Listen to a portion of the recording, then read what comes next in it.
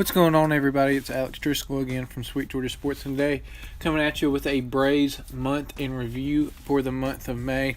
So let's get right into it. So the record overall at the time of the recording is 22-27, and we are third in the NL East. Excuse me for if my voice sounds bad. I've been having allergy problems. It's allergy season in Alabama. But anyway, the Braves are third in the NL East at the time of this recording. And the NL East is very, very weak this year. The Phillies are a dumpster fire. They're on pace for 111 wins, I heard the other day. The Marlins are a huge disappointment. The Mets are broken. They just keep having injuries, and a lot of their guys are stubborn, like Noah Syndergaard didn't want to have an MRI or something like that. But the Mets are just broken, and the Braves are the Braves. We were expected to be a solid group of guys this year, maybe even contend, sneak in for the second wild card spot, but that looks like it might not happen. But and then the Nats have probably been one of the best teams in baseball. They've been the best team in the National League. They have a fantastic offense. They have great pitching. Only thing for them is they need a bullpen, but other than that, the Nationals have probably been the best team in the National League. So moving on from the state of the NL East right there, for the month of May, the Braves were 12-17. They started off rocky as through the first week of May they were only 1-6. Got back on track against the Marlins, Blue Jays, and Nats. We won those series. Then we tied a series with Pittsburgh and then lost two straight series to San Francisco and the Angels. And the MVP for the month, the player of the month for the Braves, is none other than Matt Kemp. He batted .357, had an on-base percentage of .398. He slugged .548, hit 4 home runs, and drove in 14 RBI. So very, very good numbers for Matt Kemp in the month of May. He was already red hot to start out the month of May. Could Kemp stay hot was the only question going forward regarding the left fielder's play, and he did stay very, very consistent. With Freddie gone till around probably late July, early August, Matt Kemp is going to have to be the main run producer and power bat in the Braves lineup if we want to stay afloat, and maybe quite possibly coming up in June we could apply a little bit of pressure on the first place Nationals. The disappointment for the month of May is Bartolo Colon. He was 1-4 with an ERA of 8.54, a WHIP of 1.66. He pitched 26 in a third innings, and he had 13 strikeouts to 8 walks. Bartolo Colon has been a major disappointment just overall this season for Atlanta. He, along with R.A. Dickey and Jaime Garcia, were brought to the Braves to eat innings, and Bart really hasn't done that at all. I think the farthest he went into a game in the month of May, he went 5 2/3. So that is not good at all. It is what it is. It's a disappointment. I love Bartolo Colon when he was with the Mets and the A's and all that, when he was so good. Now he gets to Atlanta, he just disappoints.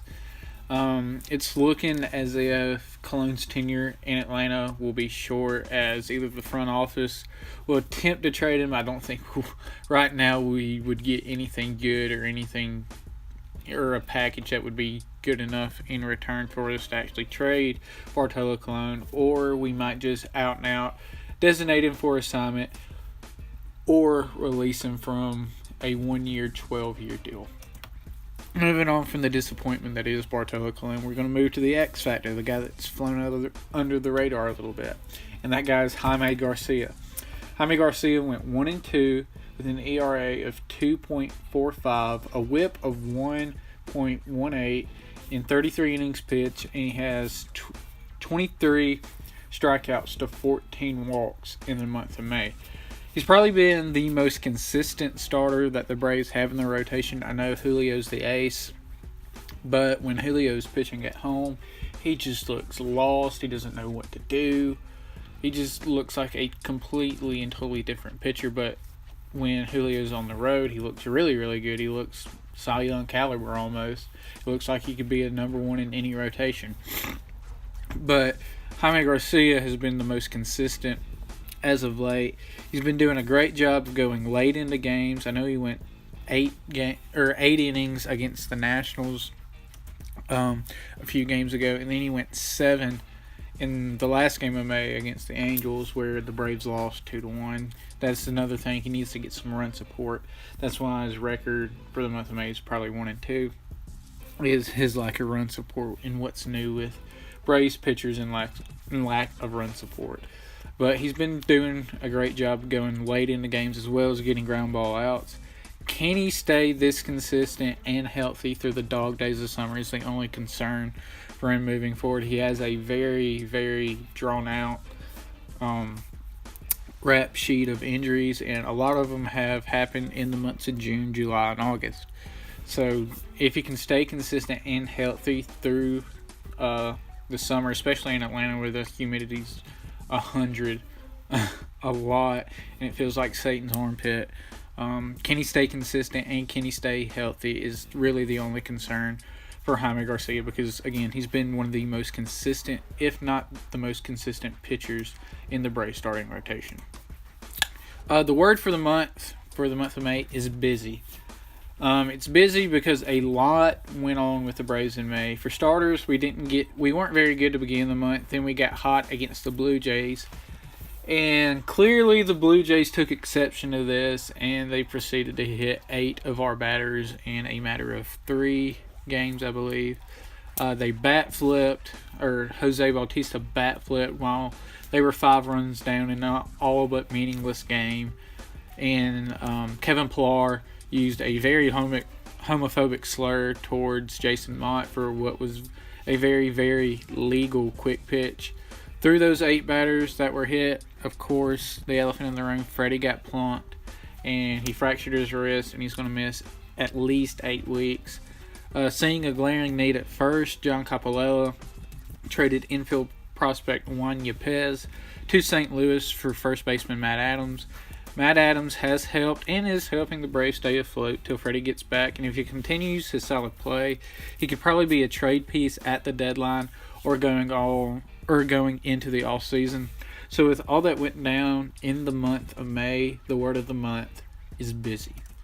And moving forward for the Braves, the month of June probably will be the best time for the Braves to do a lot of damage. Through the first week of June, they have series against the Reds, Phillies, and the Mets. After the Mets series, they travel to Washington, D.C. for a quick 3-game set against first-place Washington.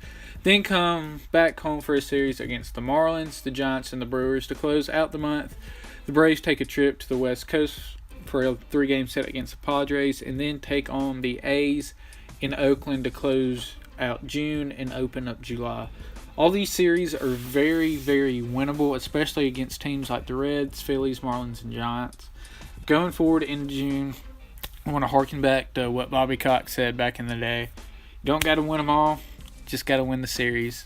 And if the Braves can win the majority of these series and probably have a better than 500 record in the month of June, they could probably do some serious damage going into July, which is a gauntlet of games. We'll get to that as June ends, but for that, I've been Alex Driskell from Sweet Georgia Sports. If you like all the content here, or any of the content for that matter, go ahead, hit the subscribe button, hit the thumbs up button, share with your friends, family, comment down below what you like about the Braves and what you thought about the month of May.